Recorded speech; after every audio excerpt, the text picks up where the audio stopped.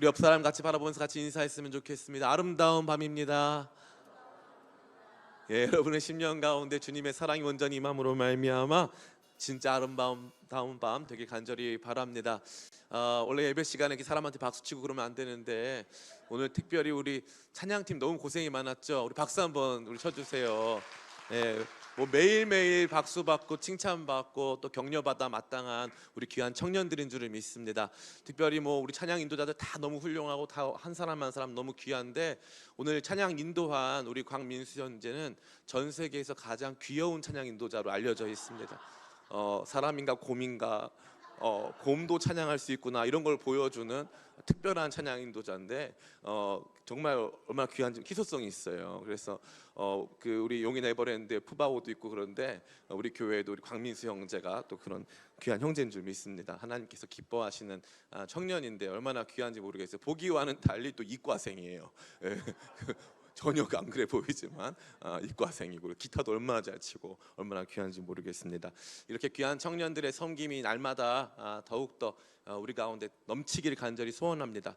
그렇게 하려면 여러분들 많이 격려해 주세요. 수고한다고, 고생한다고, 귀엽다고, 착하다고 막 이렇게 격려해 주시고 막 그러면 더 열심히 이렇게 사람이 칭찬하는 고래도 춤추게 한다는데 칭찬하는 곰도 춤추게 하는 줄 믿습니다. 그래가지고 다 함께 우리 기뻐하면서 또 찬양할 수 있게 될 줄 믿습니다.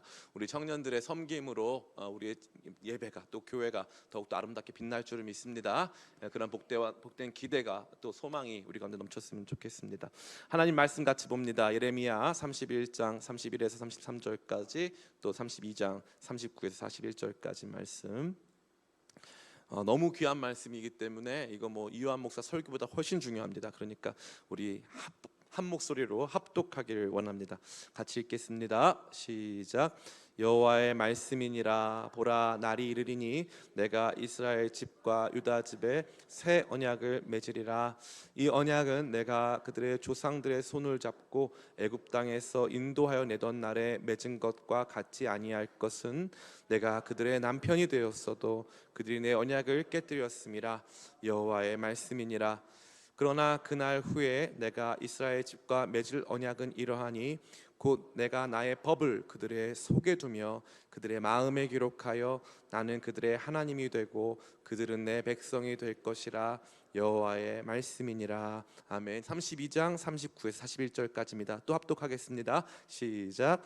내가 그들에게 한 마음과 한 길을 주어 자기들과 자기 후손의 복을 위하여 항상 나를 경외하게 하고 내가 그들에게 복을 주기 위하여 그들을 떠나지 아니하리라 하는 영원한 언약을 그들에게 세우고 나를 경외함을 그들의 마음에 두어 나를 떠나지 않게 하고 내가 기쁨으로 그들에게 복을 주되 분명히 나의 마음과 정성을 다하여 그들을 이 땅에 심으리라. 아멘. 우리는 계속해서 하나님의 처음 사랑이라는 주제를 통하여 이 첫사랑 기도회를 한 걸음 한 걸음 전진하여 나가고 있습니다. 하나님의 사랑을 아는 것, 또 그 사랑 가운데 거하며 그 사랑 받으며 그 사랑 속에서 살며 우리의 삶의 모든 것들, 결과를 이루어가는 이 모든 과정이 우리 신앙의 중심이라고 할 수 있습니다. 다른 어떠한 것도 이것보다 더 우선할 수 있는 것은 존재하지 않습니다. 하나님의 사랑이 가장 중요한 우리에게 있어서는 주제라고 저는 감히 말씀드리고 싶습니다. 우리가 처음에 우리 첫 번째 날 1월 1일에 같이 나눴던 내용은 이 첫사랑 기도회 전체의 기조 연설과도 같은 그런 기능을 한다 말씀드렸습니다. 어제 우리는 하나님의 뜻하심과 일하심, 이루심을 통하여 사실 제가 순서를 보자면은 사실 창세기부터 쫙 넘어가고 있는 거예요. 아마 여러분들이 그러한 느낌을 가지고 따라오시면은 거의 많은 것들을 깨닫지 않으실까 생각이 듭니다. 하나님의 일하심 속에서 우리가 사랑을 느끼자, 하나님의 사랑 알자 하는 차원으로 어저께 말씀을 드렸습니다. 하나님의 영원하신 계획과 그분의 섭리 그리고 그분의 모든 것들을 완성해 가시는 하나님의 성취, 이러한 과정들을 통해 우리는 하나님의 사랑을 현실적으로 우리의 삶에서 경험할 수 있음을 어제 우리가 함께 나누어 보았습니다. 오늘은 그러한 하나님의 사랑이 우리 가운데 어떠한 양상으로, 다시 말해서 도대체 하나님이 그냥 이유 없이 사랑하시는 것이냐, 아니면 특정한 어떤 차원에서 특정한 관계 속에서 사랑하시는 것이냐 하는 부분을 다루고자 하는 것인데요. 가장 중요한 것은 따라해 볼까요? 언약의 사랑. 오늘 다루고자 하는 내용이 바로 그것입니다. 창세기를 지나서 우리가 이제 출애굽기를 만나고 쫙 하면서 하나님께서 하나님 백성들과 언약을 맺으시거든요. 근데 이것을 우리가 그다지 중요하게 여기지 않을 때가 굉장히 많이 있습니다. 그러나 이 내용은 너무나도 중요한 거예요. 하나님을 알고 그분과 관계 맺고 그분 안에서 살아갈 때 가장 중요한 내용이 바로 이 언약입니다. 이 언약을 알지 못하고 하나님 사랑을 말할 수는 없는 거예요. 언약이 하나님 사랑의 일종의 성벽, 하나님 사랑의 울타리, 하나님 사랑의 바운더리를 형성하기 때문에 하나님 사랑이 어떠한 것인가 그 실체를 알기 위해서는 이 언약이라고 하는 내용을 깊이 알고 이해하고 또 체험해야 할 줄을 믿습니다. 우리가 먼저 같이 이 말씀 나누는 가운데, 그래서 오늘 예레미야에 보니까 31장 부분에는 31절에 보니까 뭐라고 되어 있습니까? 우리 31절 한번 말씀 같이 한번 읽어보겠습니다. 시작. 여호와의 말씀이니라. 보라, 나일이 이르니 내가 이스라엘 집과 유다 집에 새 언약을 맺으리라. 아멘. 하나님께서 새로운 언약을 맺으신다고 말씀하셨습니다. 그 전에 언약들이 계속적으로 존재해 왔고, 하나님께서 이스라엘 백성들과 관계 맺으실 때 그냥 하나님과 인간으로 맺으신 것이 아니라 특정한 관계를 맺어 오셨음을 우리가 볼 수 있는 것이죠. 그래서 31장에는 새 언약이 등장하고 있고요. 두 번째, 우리 32장 40절 말씀, 32장 40절 말씀 한번 띄워주시겠습니까? 32장 40절 말씀 같이 한번 읽어보겠습니다. 시작. 내가 그들에게 복을 주기 위하여 그들을 떠나지 아니하리라 하는 영원한 언약을 그들에게 세우고 나를 경외함을 그들의 마음에 두고 나를 떠나지 않게 하고. 아멘. 그러니까 하나님께서 새로운 언약, 영원한 언약에 대해서 지금 약속하고 계신 것입니다. 이러한 언약을 알고 이해하는 것이 가장 중요합니다. 그래서 첫 번째 생각해 볼 것은 이 언약을 맺으시는 사랑입니다.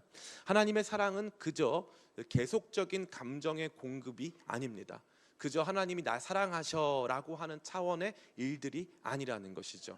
여러분, 사랑을 규정할 때 어떻게 할 수 있겠습니까? 어떤 분들은 사랑은 감정이라고 생각하시는 분들도 있어요. 순간적으로 우리 가운데 작동하는 감정, 뜨거운 감정이 사랑일 수도 있습니다. 그러나 그것은 굉장히 찰나의 시간에 지나가 버리는 것이죠. 진정한 사랑은 언제나 관계를 형성합니다. 부모와 자녀라고 하는 사랑의 관계, 부모와 자녀라고 하는 이러한 서로 간의 역할과 이러한 모습 안에서 우리는 사랑을 보게 되는 것이죠. 신랑과 신부라고 하는, 남편과 아내라고 하는 그 관계 안에서 우리는 또 사랑을 느끼게 되는 것입니다. 또 친구와 친구 안에서도 마찬가지죠. 그래서 하나님의 사랑은 반드시 언약이라고 하는 울타리를 갖는다는 것입니다. 이 언약이라고 하는 울타리 안에서 구체적으로 형성되는 사랑인 것입니다. 그냥 연애가 아니고 일종의 결혼과도 같이 약속에 기반한 사랑이라는 것입니다. 이 약속에 기반한 사랑이 하나님께서 처음부터 우리 가운데 주시고자 했던, 맺고 싶으셨던 사랑의 모습이라는 거죠. 이 결혼 역시도 매우 유사할 뿐만 아니라 결혼으로 만들어진 또 가족, 그 가족들이 구성되어지는 단위, 이런 민족, 국가, 이 모든 것 안에 이것이 작용하고 있는데요. 아주 신기한 일이 아니실 수 없습니다. 이 가족이 있잖아요. 엄마, 아빠, 자녀들이 있지 않습니까? 근데 그 중에 유일하게 피가 안 섞인 사람들이 있어요. 누구죠? 예, 부부입니다. 부부는 혈연 관계가 아니에요. 신기하죠? 혈연 공동체 가족 가운데 부부만 혈연 관계가 아닙니다. 그러면 이 혈연 공동체의 중심에 있는 부부는 무엇을 기반으로 합니까? 약속을 기반으로 해요. 약속을 기반으로. 그래서 신랑은 신부를 검은 머리에 팥불이 될 때까지 사랑하겠느냐, 신부는 신랑을 사랑하겠느냐 하는 그 약속 위에 혈연 공동체인 가족이 존재하고 아이들이 자라고 그것이 단위가 돼서 민족이 되고 국가가 되는 것이에요. 너무 신기한 일입니다. 처음부터 사랑은 약속으로 형성되는 것이죠. 이것이 비단 부부만의 문제겠습니까? 그렇지 않습니다. 국가 간에서도 이 약속을 기반으로 한 관계 형성이 존재합니다. 한미 상호 방위 조약, 상호 통상 조약, 이러한 조약들이 딱 형성이 되면은 그 약속에 기반해서 양측이 약속에 같이 참여한, 이 약속에 참가한 국가들이 그 약속을 지키도록 활동하고 그 약속을 믿고 신뢰 가운데서 서로의 호의를 계속적으로 확인해 간다는 것입니다. 그러니까 약속에 기반한 관계는 너무나 중요한 것이죠. 너무나 중요한 거예요. 이 전쟁이 끝나고 나면은 이른바 세계를 형성하는 이 약속이 생깁니다. 북대서양 조약기구, 바르샤바 조약기구. 그래서 그 약속에 참여하는 사람들끼리 서로 안에 관계를 형성하게 되고, 거기서 나타나는 어떻게 조문들, 또 그러한 조약에 따르는 조건들이 그 모든 관계의 구체적인 모습을 만들어 낸다는 것입니다. 그래서 이 언약이라고 하는 관계는 앞서 말씀드린 것과 같이 이 도시를 쫙 둘러주는 성벽과도 같고, 이 관계가 어디까지 어떠한 모습으로 형성될 것인가를 보여주는 구체적인 그림이라고 감히 말씀드릴 수 있어요. 그럼 하나님께서 어떻게 하셨다는 거죠? 처음부터 저와 여러분을 그냥 나 너 사랑해, 나 하나님인데 너 사랑해, 이게 아니라는 거예요. 그래서 하나님 계속 말씀하시는 건 뭐냐? 내가 너를 만들었고, 나는 너의 아버지고, 나는 너의 신랑이고, 나는 너의 목자고, 나는 너의 왕이고 라고 하는 다양한 차원의 언약 관계를 저와 여러분에게 말해주는 거예요. 그래서 하나님을 인식할 때 그저 우주에 계시는 전지전능하고 크고 높으신 하나님이다 라고 하는 것으로 인식하는 게 아니라, 하나님이 나의 아버지시다 라고 하는 특정한 하나님의 역할과 그분의 어떠한 이 자격, 그분의 포지션을 우리가 같이 인식하게 된다는 거예요. 하나님은 나의 아버지, 하나님은 나의 왕, 나의 목자 하는 하나님의 어떠하심을 우리가 이 언약 속에서 묵상하게 된다는 것입니다. 근데 특별히 하나님께서 저와 여러분에게 이 언약 안에서 우리가 하나님을 인식할 때 하나님을 어떻게 인식하기를 바라셨을까요? 따라해 볼까요? 남편으로 인식하기를 하나님께서 바라셨습니다. 32절 말씀입니다. 예레미야 31장 32절 말씀 같이 읽겠습니다. 시작. 이 언약은 내가 그들의 조상들의 손을 잡고 애굽 땅에서 인도하여던 맺은 것 같지 아니할 것은 내가 그들의 남편이 되었어도 그들이 내 언약을 깨뜨렸음이라 여호와의 말씀이니라. 아멘. 성경 곳곳에서 우리는 하나님의 남편 되심, 예수 그리스도의 신랑 되심의 모티브를 많이 발견하게 됩니다. 그러니까 우리가 하나님을 생각할 때 하나님에 대해서 갖는 이미지 안에는 남편이신 하나님, 신랑이신 하나님에 대한 이미지가 있어야 된다는 거예요? 없어야 된다는 거예요? 있어야 한다는 거예요. 하나님을 생각할 때 그냥 온 우주에 높고 위대하신, 우주를 창조하신 그게 아니라 나에게 대해서 특정한 요구사항을 가지고 계시고 특정한 관계를 맺으며, 그 배타적인 관계, 신랑과 신부의 관계는 배타적인 관계거든요. 하나님과 나의 관계가 그런 배타적인 관계 안에서 정말 깊고 친밀하고 내밀한 관계라는 것을 우리가 인식하기를 주님께서 원하신다는 거예요. 그래서 우리의 범죄는, 우리의 죄악은 단순히 율법 조문을 어긴 게 아니라는 거예요. 우리의 범죄함은 신랑, 남편이신 하나님께 우리가 바람핀 거예요. 남편의 마음을 아프게 한 거예요. 그래서 죄는 단순히 율법을 어긴 게 아니라 하나님 마음을 아프게 한 거예요. 죄의 인격성이죠. 죄의 인격성. 목사님, 이게 잘 받아들여지지 않습니다. 주일날 주일 성수 안 하고 뭐 음주를 하고 뭐 다양한 차원의 범죄를 했는데 그게 어떻게 하나님 앞에서 인격적으로 다가간단 말입니까? 여러분이 만약에 단순히 형사적인 내용이 아니라 누군가한테 폭행을 당했어요. 그럼 이 사람은 폭행 죄를 저질렀죠, 형사적으로. 근데 여러분들은 민사적으로 어떤 상황이에요? 폭행을 당했죠. 여러분들이 이 죄를 당했잖아요. 율법에서 보여주는 죄의 양상은 하나님이 그 죄로 말미암아 상하시는 거예요. 하나님이 그 죄 때문에 고통하시고 우리가 저지른 죄 때문에 하나님이 아프시다는 거죠. 너무 재미있는 게 뭐냐면, 다윗이 밧세바를 범하지 않습니까? 다윗이 밧세바를 범한 다음에 나단 선지자가 와가지고 이제 책망을 해요. 책망을 하니까 다윗이 뭐라고 하냐면, 내가 여호와께 범죄하였노라 라고 말을 해요. 내가 여호와께 범죄하였노라. 그럼 다윗은 여호와께 범죄를 한 거예요? 우리아에게 범죄를 한 겁니까? 사실 엄밀히 말하면 우리아에게 범죄를 한 거죠.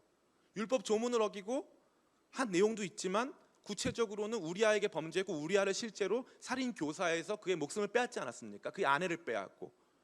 그런데 다윗은 이 죄를 어떻게 보는 거예요? 내가 하나님 마음을 아프게 했다고 보는 거예요.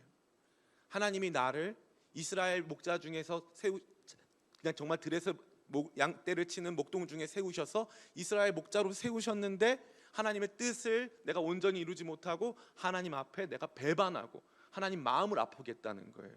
그래서 다윗에게 있어서 죄는 하나님 마음을 아프게 했다는 거예요. 이게 신자들이 가져야 하는 가장 중요한 차원이에요. 죄의 인격성, 특별히 누구와 관련된? 하나님과 관련된. 내가 죄를 지을 때 하나님이 마음이 아프시겠구나라는 거죠. 하나님이 마음에 아프시겠구나. 여러분 상상해 보시기 바랍니다. 여러분들이 정말 크나큰 죄를 저질렀어요. 그래서 이제 뭐 말로 할 수 없는 죄를 저질렀는데 이게 신문에 나오고 막 뉴스에 떴어요. 뉴스에 떴어요.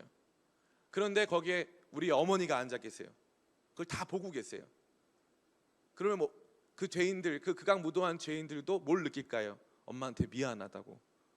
엄마한테 왜 미안해요? 엄마한테 죄 지은 거 아니잖아요. 근데 왜 엄마한테 왜 미안합니까? 엄마가 나를 향해서 가졌던 기대, 내가 그렇게 살지 않기를 바라는 마음, 엄마가 아파하실 그 내용들을 생각하면서 죄의 인격성을 경험하는 거죠. 그래서 하나님과의 관계 형성에 있어서 하나님을 나를 사랑하시는 신실한 남편으로 인식하지 못하면 우리의 신앙은 I and you, 나와 하나님이 아니라 I and he, 나와 그분, 혹은 I and it, 나와 그것의 관계가 되는 거예요. 하나님을 너무 먼 관계로 형성하는 거죠. 근데 하나님은 이 언약을 맺으실 때 뭐라고 말씀하시는 거예요? 내가 이 언약 맺을 때 나는 이 언약을 남편으로서 맺었다 이거예요. 이게 제 말입니까? 아니잖아요. 써 있잖아요. 32절. 이 언약은 내가 그들의 조상들의 손을 잡고, 이 표현도 얼마나 근사합니까? 조상들의 손을 잡고 애굽 땅에서 인도하여 내던 날에 맺은 것 같지 아니할 것은 내가 그들의 남편이 되었어도 그들이 내 언약을 깨트렸음이라. 여호와의 말씀이니라. 이 너무너무 재밌는 표현이고 이게 우리 신앙 전체를 아우릅니다. 그래서 계시록에서 예수님께서 마지막에 이 행하시는 하나님 나라의 완성에서 보여주는 그림이 뭔지 아세요? 어린 양의 혼인잔치예요. 어린 양의 혼인잔치.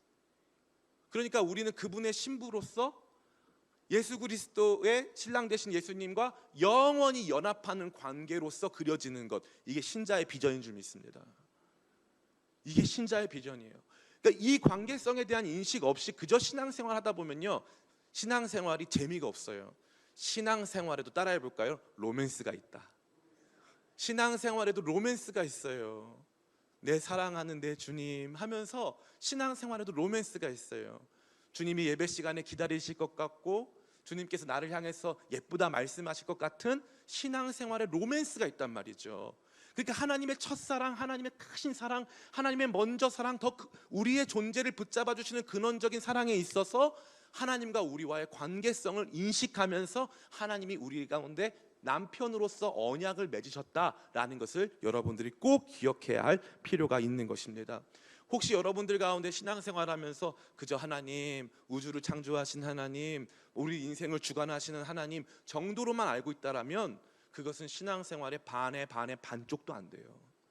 진짜 신앙생활은 주님께서 우리와 함께 하시고 우리를 품으시고 우리를 안으시고 우리 가운데서 계속적으로 그 언약을 지켜가시고 그 언약 안에서 우리를 계속 만나주시는, 그 약속 안에서 만나주시는 내용이 거의 전부라고 할 수 있습니다. 그러니까 이 언약 관계를 중심으로 하나님의 사랑을 이해하는 것은 그만큼 중요한 것입니다.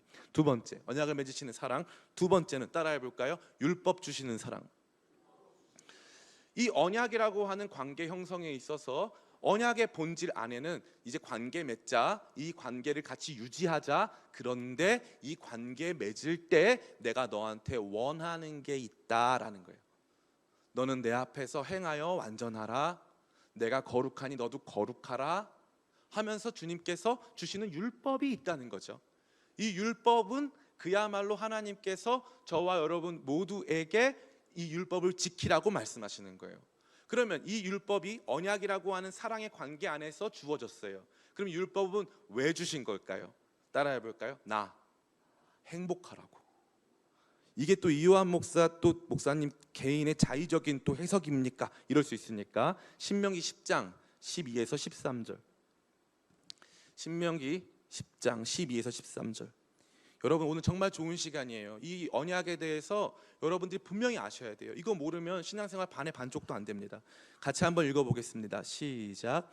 이스라엘아, 내 하나님 여호와께서 내게 요구하시는 것이 무엇이냐?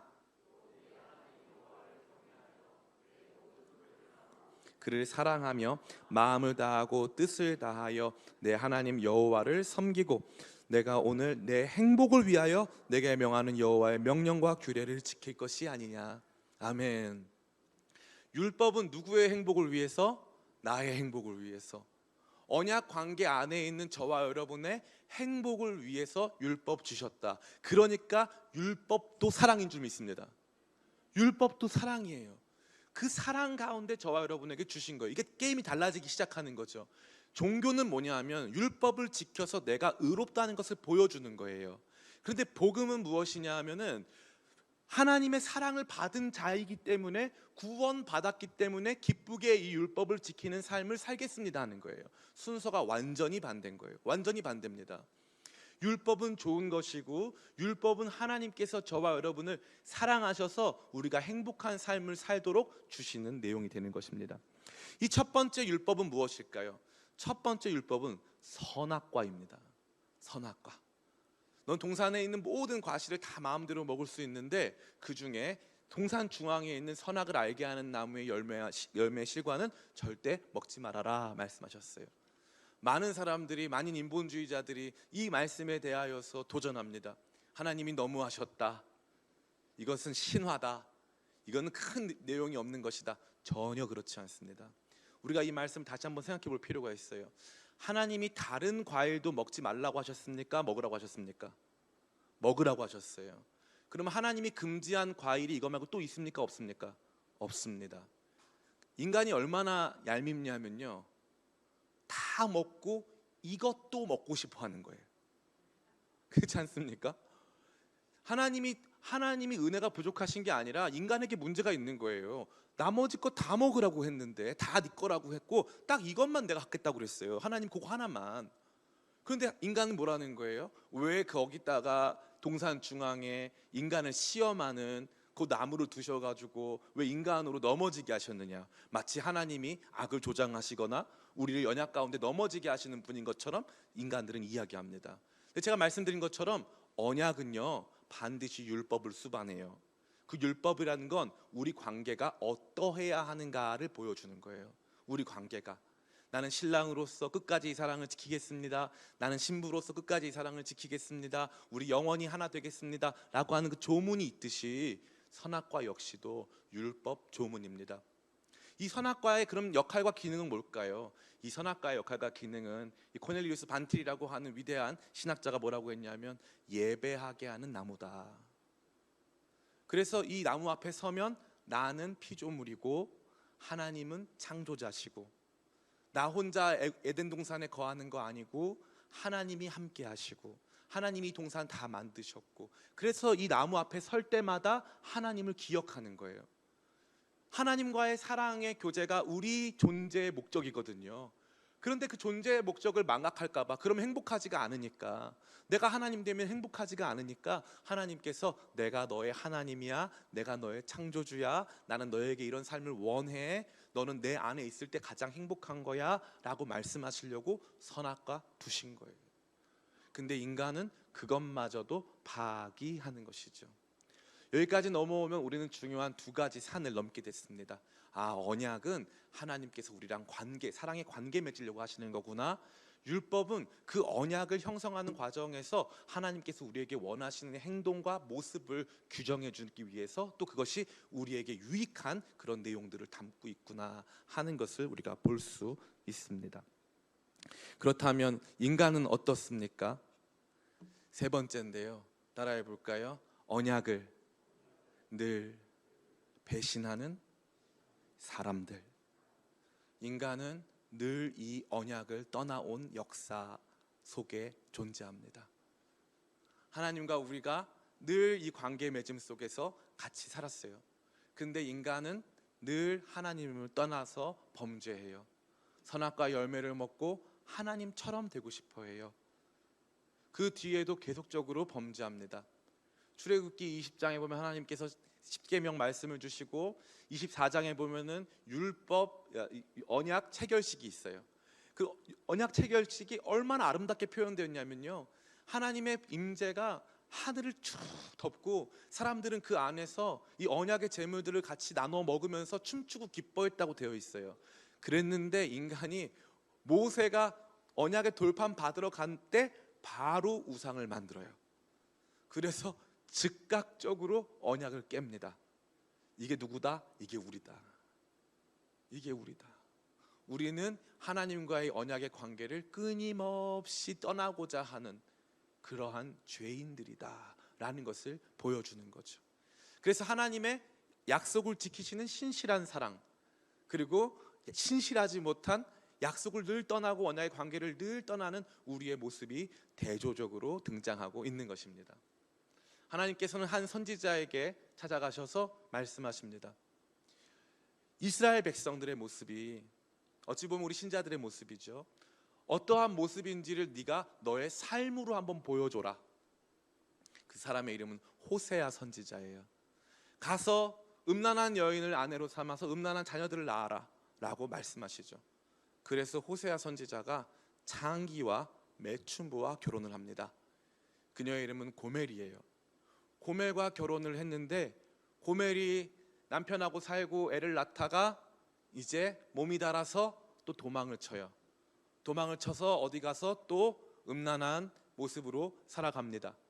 그러면은 호세아가 또 가가지고 돈을 주고, 자기 아내죠, 돈을 주고 음란한 자기 아내를 또 데리고 와서 사와서 같이 살라는 거예요. 이게 뭘 보여주는 거예요? 하나님과 우리의 모습을 대조적으로 보여주는 거예요. 남자와 여자가 결혼했다고 우리 가정해 보십시다. 그랬는데 남편은 신실하게 그 가정을 지켰어요. 남편은 많은 유혹에도 굴하지 않고 끝까지 가정을 지켰습니다. 그런데 아내가 계속 집을 나가요. 새로운 남자를 만납니다. 그러면요, 마음이 어떨까요? 남편 마음이 아프죠. 근데 남편은 여전히 아내를 너무 사랑해요. 그래서 아내를 버리지 않는 거죠. 하나님은 이와 같이 우리 모두가 알고 이해하고 공감하고 납득할 수 있는 모습으로 하나님과 저와 여러분의 관계와 그분의 신실한 사랑을 보여주시는 거예요. 우리는 주님을 늘 배반해요. 어찌 보면 이 집회가 끝난 다음에 또 우리는 주님을 배반할 거예요. 늘상 또 버리고 또 버리고. 하나님은 우리를 사랑한다 말씀하시고 성령과 피로 우리를 날마다 씻으셔서 우리를 거룩해 하시고 품에 안으시고 사랑한다고 말씀하시는데 우리는 또 도망쳐서 또 죄악 가운데 뒹구르고 또 죄악 가운데서 우리의 삶을 망가뜨리는 거죠. 하나님께서 주시는 율법은 마치 우리 자신을 억압하는 것처럼 느끼지만 사실 그것이 우리를 행복하게 하는 것이고 우리를 자유케 하는 것이거든요. 예수님께서 말씀하십니다. 수고하고 무거운 짐진 자들아 다 내게로 오라. 내가 너희를 쉬게 하리라. 이는 내 짐은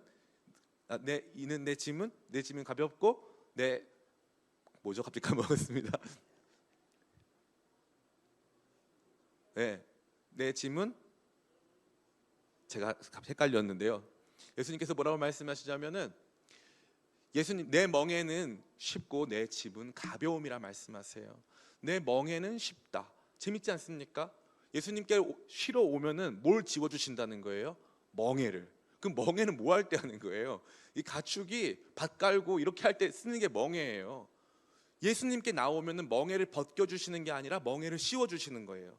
근데 그 멍에는요 쉽고 예수님께서 주시는 짐은 가벼워요. 그래서 예수님이 주시는 멍에는 우리를 자유케 하는 멍에, 우리를 편안하게 하는 짐이에요. 주님께서 주시는 이 율법은 그와 같이 우리 안에서 우리를 행복하게 하는 것이죠. 그런데 우리는 날마다 그것을 억압적인 것을 생각하고 계속 우리를 하나님으로부터 우리 자신을 자꾸 이탈시킨다는 것입니다. 그래서 오늘 말씀의 결론이죠. 그래서 하나님께서 약속하신 건 뭐예요? 자, 이제 내가 이 언약 관계에 완전히 패러다임을 바꿔서 완전히 새로운 언약을 너희와 내가 맺겠다, 이거죠. 이 언약은 어떠한 언약입니까? 우리 첫 번째 31장 31절로 우리 33절까지 말씀, 오늘 본문 말씀인데 같이 한번 읽어보겠습니다. 시작. 여호와의 말씀이니라. 보라, 날이 이르리니 내가 이스라엘 집과 유다 집에 새 언약을 맺으리라. 이 언약은 내가 그들의 조상들의 손을 잡고 애굽 땅에서 인도하던 날에 맺은 것과 같지 아니할 것은 내가 그들의 남편이 되었어도 그들이 내 언약을 깨뜨렸음이라. 여호와의 말씀이니라. 그러나 그날 후에 내가 이스라엘 집과 맺을 언약은 이러하니 곧 내가 나의 법을 그들의 속에 두며 그들의 마음에 기록하여 나는 그들의 하나님이 되고 그들은 내 백성이 될 것이라. 여호와의 말씀이니라. 이 언약은요, 성경책에 쓰여 있는 게 아니고 언약의 두 돌판에 쓰여 있는 게 아니고 이 새로운 언약은 우리의 마음판에 쓰신다는 거예요. 그래서 우리 마음 안에 이 언약이 들어온다는 거예요. 하나님과의 관계 맺음의 핵심이 우리 마음 안으로 쑥 들어오는 거죠. 너무너무 신기한 일이 벌어지는 것입니다. 이게 바로 새 언약이에요. 그래서 성경책을 구약과 오래된 언약과 신약으로 나누는 거예요. 새 언약의 시대, 저와 여러분이 살고 있는 새 언약의 시대는 우리가 날마다 이 언약을 배척하고 하지만 이 언약, 새로운 언약은 결코 파기될 수 없는 언약. 하나님께서 결정하셔서 이 언약의 말씀이 우리 속에 들어와서 우리 안에서 이 언약의 관계가 영원히 소멸되지 않고 지속되어지는 능력을 주는 그 언약이 우리 가운데 이미 시작됐다라는 거예요. 새 언약이 우리 가운데 있는 줄을 믿습니다. 또한 동시에 하나님께서 말씀하시는 것은 무엇입니까? 영원한 언약이죠. 오늘 본문 32장 39절부터 41절까지 말씀 같이 한번 읽어보겠습니다. 시작. 내가 그들에게 한 마음과 한 길을 주어 자기들과 자기 후손의 복을 위하여 항상 나를 경외하게 하고 내가 그들에게 복을 주기 위하여 그들을 떠나지 아니하리라 하는 영원한 언약을 그들에게 세우고 나를 경외함을 그들의 마음에 두어 나를 떠나지 않게 하고 내가 기쁨으로 그들에게 복을 주되 분명히 나의 마음과 정성을 다하여 그들을 이 땅에 심으리라. 아멘. 영원한 언약을 주신다 그랬어요. 새로운 언약이고요, 영원한 언약이에요. 이 새로운 언약과 영원한 언약은, 새로운 언약은 우리 마음판에 새겨진 언약, 영원한 언약은 우리로 하나님을 떠나지 않게 하는 언약이라는 거예요. 너무너무 재미있는 거예요. 이제부터 하나님의 사랑은 강권적으로 우리 가운데 찾아와서 우리를 절대 버리지 않으시고 우리가 떠나면 또 데리고 오고 또 데리고 와서 반드시 영원토록 우리와 함께 하시겠다라고 하는 새로운 언약 속으로 우리 인도하셨다는 거죠. 이것 저와 여러분들이 느낄 수 있습니까? 없습니까? 느낄 수 있습니다. 느낄 수 있어요. 삶 속에서 주님과 좀 멀어졌다가 다시 주님이 찾아오셔서 다시 우리 마음을 뜨겁게 하시고 조금씩 다시 인도하시는 수많은 경험들이 이 언약의 관계를 다시 한번 우리 내면에서 확증시켜주고 있는 것입니다. 저는 이 말씀이 너무나 좋아요. 혹시 여러분 마음이 좀 냉랭해지신 분 계세요? 어떤 분들이 저한테 와서 그러더라고요. 목사님, 성경이 안 읽혀져요. 그래서 제가 그런 분들한테 그럼 읽지 마세요. 목사님, 저 기도가 안 돼요. 그럼 기도 안 하시면 돼요. 목사님, 저는 좀 쉬고 싶습니다. 그럼 예배 때 좀 쉬세요. 저는 과감하게 말합니다. 과감하게 말해요. 그리고 나서 제가 하는 게 뭐냐면 그분을 위해서 기도해요. 그분을 위해서 기도해요. 습관 굉장히 중요합니다. 훈련 중요합니다. 습관과 훈련 굉장히 중요한데 어느 시점이 되면 이 습관과 훈련도 감당이 안 될 만큼 마음이 무너지고 삶이 무너지고 하나님으로부터 우리 마음이 멀어지는 것 같은, 그래서 이 중세의 영성가들은 그러한 시간들을 뭐라고 말했냐면 영혼의 어두운 밤이라 그랬어요. 아무리 기도를 해도 하나님께서 듣지 않으시는 것 같고 아무리 말씀을 읽어도 무슨 말인지를 모르겠는 영적인 체험이 현저히 떨어지는 시간이 존재한다는 거예요.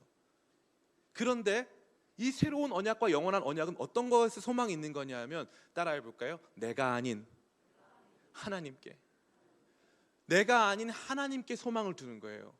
이 사랑을 시작하신 분이 하나님이세요. 그리고 이 사랑을 이끌어 가시는 분이 하나님이세요. 그래서 하나님이 이 사랑의 주인이시고 하나님께서 우리를 함께 하시겠다, 영원히 포기하지 않겠다, 영원한 그 관계 속으로 우리 인도하겠다 말씀하신 거예요. 그러니까 우리가 이 안에서 순종하고 이 말씀 속에서 위로를 얻고 나아갈 때 이 사랑을 크게 느끼고요. 우리가 그럼에도 불구하고 죄악 가운데 넘어져 있을 때 아주 신비로운 표현인데 이 사랑을 더 크게 느껴요. 죄가 더한 곳에 은혜가 더해요. 그런데 많은 분들이 그래요. 목사님 잘 됐네요. 그러면 은혜를 더하려는 목적으로 그럼 제가 죄를 더 지어볼까요? 사도 바울이 말합니다. 그럴 수 없느니라. 이 그럴 수 없느니라는 건 그렇게 하면 안 된다가 아니라요, 한번 정말 그 바닥에서부터 그 은혜를 경험한 사람은 그게 안 된다는 거예요. 그럴 수가 없다. 그게 안 되더라. 그게 불가능하더라. 하나님의 놀라우신 사랑이 저와 여러분을 그 언약 관계 안에서 계속 조금씩 끌어올리셔서 그 사랑의 관계 안으로 조금씩 인도하신다는 겁니다. 주님께서 이 영원하고 새로운 언약을 저와 여러분에게 주시고 그 관계 안에서 그 사랑으로 우리를 이끄시는데 여기에 작용하는 게 하나님의 열심이에요. 하나님은 그 일에 열심 내시기로 결정한 거예요. 41절 말씀, 우리 32장 41절 말씀 같이 한번 읽겠습니다. 시작. 내가 기쁨으로 그들에게 복을 주되 분명히 나의 마음과 정성을 다하여 그들을 이 땅에 심으리라. 이 나의 마음과 정성은 누구 마음과 누구 정성이에요? 그렇죠, 하나님 마음과 하나님 정성이에요. 여러분, 하나님 정성이란 표현 들어보신 적 있으세요? 전 여기서 보고 너무 놀랐어요. 하나님이 마음과 정성을 다해 저와 여러분들을 포기하지 않고 끝까지 붙들어 주시고 끝까지 그 사랑 안으로 인도하시겠다라고 하는 하나님의 결심, 하나님의 열심, 하나님의 결단이 이 말씀 속에 들어있는 거예요. 여러분, 하나님을 신뢰하시기를 축복합니다. 하나님 사랑은 바로 거기에 있는 거예요. 그래서 우리 모든 사람들이 발견하는 게 그거예요. 나는 신실치 못했고, 나는 이 영원한 언약 가운데 온전히 자리하지 못하는 것 같지만 하나님께서 나의 성실하지 못함, 나의 음란과 죄악에도 불구하고 하나님 날 단 한 번도 포기한 적이 없으시더라라는 거예요. 그게 하나님 사랑의 가장 웅장한 측면이라고 저는 감히 말씀드릴 수 있어요. 언약을 세우셔서 저와 여러분과 관계를 맺으셨어요. 얼마나 로맨틱합니까? 하나님이 프로포즈 하시는 거예요. 너 나랑 살자. 너 나랑 영원히 함께하자. 그냥 우리가 예전에 보면은 산에 올라가서 할머니들이 천지신명께 비나이다, 천지신명께 비나이다 해가지고 하던 절대자, 능력자, 조물주, 그분을 향한 어떤 이 내가 마땅히 해야 하는 그분의 호의를 얻기 위해서 내가 해야 하는 종교적 열심이 아니라 하나님은 인격적 관계 형성 속으로 저와 여러분들을 인도하시는 거예요. 그래서 예수님 뭐라고 가르치십니까? 하나님께 기도할 때 너희는 이렇게 기도해라. 하늘에 계신 우리 아버지요. 관계 속으로 인도하시는 거예요. 그러니까 이 관계를 의식하고 인식하고 이 관계 안에 우리가 있음을 자각하는 것이 너무나 중요한 거예요. 거기서부터 우리 신앙의 출발이 임하는 겁니다. 제가 개인적으로 이제 제가 학부 시절에 아주 영향을 많이 받은 교수님이 계세요. 제가 기도에 대해서 예수님의 기도라는 수업을 들었는데 기도 수업이 굉장했습니다. 100명 정도 듣는 수업인데 그 기도 수업 들으려고 정말 이 아침에 이른바 우리 전문용어로 광클이라고 하는데 와 해가지고 들어가지 않으면 들어갈 수가 없어요. 기도 수업 들으려고 막 학생들이 막 모여 있습니다. 그럼 100명 정도가 같이 듣는 수업인데 시간을 정해서 기도해라 라는 이제 말씀을 주시더라고요. 어떤 학생이 질문을 했어요. 교수님, 그런데 제가 시간을 정했는데 그 시간에 딱 무슨 시험이 있거나 그 시간에 제가 못 일어났거나 그 시간에 중요한 일이 있으면 어떻게 합니까? 라고 이제 학생이 질문을 한 거죠. 교수님이 뭐라고 답을 하셨냐면은 이렇게 말씀하시는 거예요. 그러면 잠깐 그 자리에서 눈을 감고 이렇게 기도하라는 거예요. 주님, 제가 원래 2시 40분에 기도를 드려야 되는데 제가 그 시간은 늦을 것 같아요. 그래서 오늘 밤 8시에 주님 제가 다시 오겠습니다 라고 기도하라는 거예요. 우리가 사람하고 약속할 때도 그 시간에 늦으면 늦겠다고 말을 하잖아요. 그런데 하나님께 대해서도 우리가 그러한 태도를 가져야 된다는 거예요. 주님, 제가 그 시간에는 늦어서 말씀 못 드릴 것 같습니다. 기도 못 할 것 같습니다. 제가 개인적으로 김동호 목사님을 아주 좋아해요. 저랑 같이 이제 예전에 2002년, 2004년도에 제가 높은 뜻 교회에서 반주자였어요. 반주자. 그때 같이 호주도 가고 뉴질랜드도 가고 그때 이제 전도 집회를 많이 다녔어요. 전국 군부대 다니고 했어요. 근데 지금도 제가 기억나는 게 한 가지 있어요. 목사님의 존경할 부분들이 많이 있지만 또 저희랑 또 다른 부분도 있지만 목사님 존경스러운 부분이 그거예요. 믿음이 좋으세요. 이거는 정말 본 적도 없는 믿음이에요. 다 같이 가서 칼국수를 먹었어요. 칼국수를 먹고 나면 칼국수가 너무 맛있잖아요. 그럼 목사님이 봉투에 6,000원을 넣으세요. 그래서 거기다가 칼국수 헌금, 주님도 칼국수 드세요 라고 쓰는 거예요. 주님도 칼국수 드시라고. 하나님이 어떻게 칼국수 먹어요? 주님도 칼국수 드세요. 칼국수 드세요, 주님. 하나님을 그냥 저 멀리 우주에 계신 어떤 분이 아니라 내 신랑, 내 아버지, 내 목자로 여기는 거예요. 이 관계성, 주님은 그걸 원하신다고요. 그래서 언약을 체결해서 계속 그 관계 안으로 저와 여러분들을 인도하셔가지고, 자, 이제 잘 들어봐. 내가 너한테 원하는 게 있어. 내가 너한테 원하는 건 이런 거야. 이렇게 하면 우리가 더욱더 아름다운 사랑의 관계 속에서 내가 거룩하지 않니? 너도 거룩해야 돼. 그래야 너도 행복하고 우리의 관계가 아름다운 거야 하면서 그 관계성 안으로 우리 인도하신다고요. 그런데 우리 날마다 그거 못 버티고 떠나니까 하나님께서 이제 결정하셨어요. 율법의 모든 저주, 이 언약 관계 안에 들어오려면 율법을 맺어야 되는데 이 율법을 지키지 못하면 언약 관계가 파괴될 뿐만 아니라 율법의 저주를 당해야 돼요. 그럼 율법의 저주는 당신의 아들 예수 그리스도가 담당하시고, 절대 율법을 멈추지 않게, 율법이 파괴되지 않게 주님께서 자기 아들을 제물로 내어주셔서 우리랑은 영원한 관계를 맺자 이 말이에요. 이게 우리 하나님의 마음이고 하나님의 사랑이에요. 저와 여러분을 향한 하나님의 영원한 프로포즈예요. 그러니까 그것 때문에 우리는 울고, 그것 때문에 우리는 마음이 아픈 거예요. 죄를 지었을 때 내가 죄 지었으니까 큰일 나겠다, 문제 발생하겠다, 11조 안 냈으니까 재산상의 손실이 오겠다, 그게 아닌 거예요. 하나님 나한테 주신 것이 이만큼인데 주님의 사랑에 보답하지 못한 게 죄송하고, 내가 범죄할 때 하나님 얼마나 마음 아플까 그게 죄송하고, 내 마음에 하나님 안 계신 것 때문에 하나님 섭섭하실 수 있겠다는 게 죄송하고, 그런 하나님과의 인격성이 우리 가운데 없다면 하나님과 첫사랑 이런 거 존재하지 않는 거예요. 그냥 나 혼자 열심히 내던 시간들의 추억은 존재할 수 있습니다. 그러나 하나님께서 가지신 그 사랑의 마음을 알지 못한 채, 하나님께서 우리 가운데 원하시는 사랑의 관계를 알지 못한 채 그냥 나 혼자 열심으로 신앙생활 열심히 했던 거예요. 하나님은 저와 여러분을 그 사랑의 관계 안으로 초대하고 계십니다. 언약의 관계 안에서 초대해서 우리를 끌어안으시는 거예요. 내 아들, 내 딸아, 내 신부, 어여쁘다, 난 너 사랑한다. 그리고 그거 영원토록 그 관계 속에 머물기 위해서 너 이렇게 살아라, 이렇게 살아라 말씀하시는 거예요.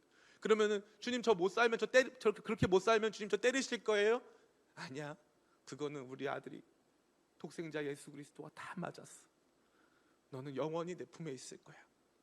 네가 바다 끝에 가서 거할지라도 내가 거기서 너를 데려올 거야. 네가 저 밑에 스울에 들어가 있어도 내가 널 데려올 거야. 난 너를 반드시 놓치지 않을 거야. 난 널 영원히 사랑할 거야. 이게 주님께서 주시는 너무나도 중요한 놀라운 선언인 줄 믿습니다. 하나님 말씀하세요. 하나님 이거 어떻게 이루실 거예요? 나의 마음과 정성을 다하여. 하나님이 마음과 정성을 다하시겠대요. 우리가 뭔데 하나님이 마음과 정성을 다하시겠대요. 이게 하나님 사랑의 레벨이에요. 하나님 사랑의 수준이고 하나님 사랑의 영광인 줄 믿습니다. 저는 여러분들이 이 말씀을 그냥 귀로만 듣고 흘리지 마시고, 그냥 단순히 이요한 목사의 설교 한 편이 아니라 성경이 증언하는 거예요. 우리 하나님 백성들이 이 언약 관계 안에 존재하고 죄에 대해서 생각할 때도 이 언약 관계 안에서의 죄로 생각을 해야 되는 것이지, 단순히 율법을 어겼다, 법조문을 어긴 것이다, 요 수준으로 생각하면 절대 우리가 신앙생활의 진정한 기쁨과 하나님과의 관계 안에서 누릴 수 있는 사랑의 충만함을 누릴 수 없습니다. 사랑하는 성도 여러분, 이제 말씀 다 마칩니다. 주님의 뜻하심과 일하심과 이루심이 우리 가운데 어떠한 형식으로 나타납니까? 언약 안에서 나타납니다. 관계 안에서. 그래서 그 관계 안에서 뜻하셨고요, 그 관계 안에서 일하시고요, 그 관계 안에서 우리 삶 속에 하나님께서 뜻하신 것을 성취하십니다. 하나님과 관계없이 무관하게 그냥 하나님께서 나를 잘되게 하시고 행복하게 하신다, 그거 아니라는 거예요. 하나님과 관계 안에서 우리는 살아가는 거예요. C.S. 루이스라고 하는 이 위대한 변증가가 이렇게 말했습니다. 예수님을 믿지 않는 사람들에게는 천국은 지옥이다. 왜 천국이 지옥일까요? 여러분, 천국의 천국됨이 무엇입니까? 예전에는 그런 게 있었어요. 미국에서 어떤 분이 오셔가지고 내가 본 천국이라고 하는 간증 집회를 많이 했어요. 집집마다 내가 본 천국 그 비디오가 많았습니다.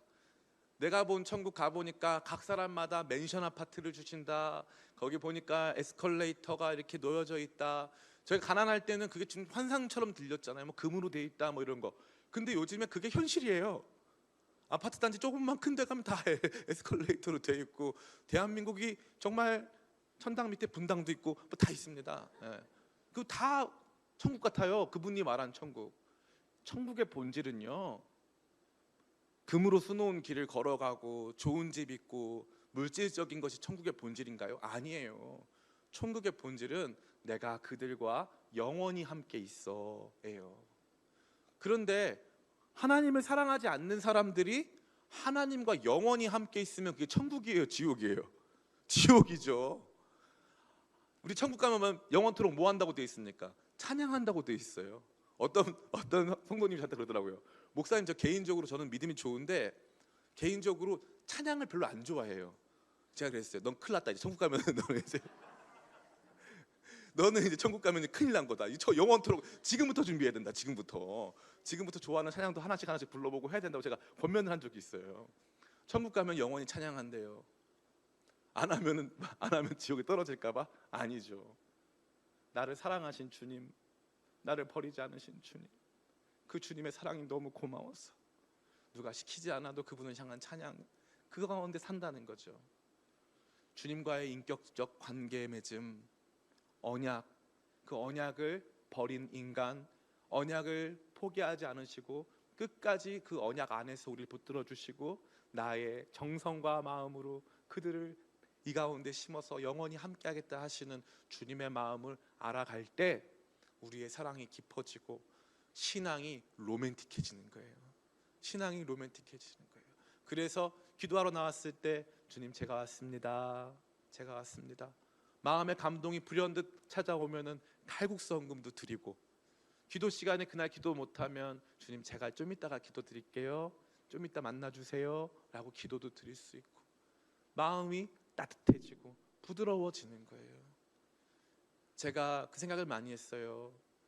우리 모든 교회가, 우리 함께 있는 우리 교회가 누릴 수 있는 가장 큰 복은 신앙의 회복인데, 이 신앙의 회복은 로맨틱해지는 거예요. 신앙적으로 로맨틱해지는 거, 마음이 부드러워지는 거예요. 그런 교회 가보면요, 하나님과의 사랑 안에서 마음이 부드러워진 교회 가보면요, 앞에서 좀 마음에 안 드는 모습이 있어도 괜찮아요. 조금 나랑 마음이 안 맞아도 괜찮습니다. 하나님께서, 내가 사랑하는 하나님이 사랑하는 사람들이잖아요. 그러니까 괜찮은 거예요. 하나님이 저 사람도 사랑한다, 저 사람도 사랑한다고. 제가 목회자로서 부족하지만 제가 이요한 목사가 여러분에게 자랑할 수 있는 딱 한 가지가 있어요. 딱 한 가지. 딴 거 제가 자랑 못해요. 하나님 저한테 주신 은사가 하나 있어요.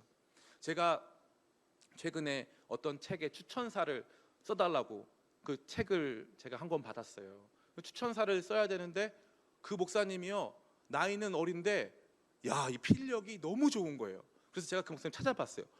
설교도 너무 잘하시고 키도 크고 얼굴이 제가 좀 잘생겼는데 그거 빼고는 이제 그분 저보다 훨씬 나아요.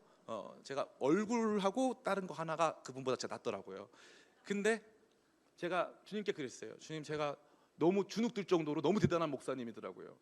이렇게 대단한 목사님, 추천사를 제가 못 쓸 것 같은 거예요. 저 같은 게 무슨 이런 목사님한테 추천사를 써드리냐. 그래서 주님, 저 이거 못 쓰겠습니다. 주님께서 저한테 말씀하시더라고요. 그래도 넌 사랑이 많잖아. 넌 사랑이 많잖아. 저는요, 어저께 저한테 막 욕하던 성도님도요, 하루만 지나면은 그렇게 사랑스러워요. 거짓말 같지만 사실이에요. 저한테 제가 가진 은사는 그거밖에 없어요. 근데 그 왜 사랑스럽냐? 그분이 오늘따라 더 예뻐 보이느냐? 아니에요.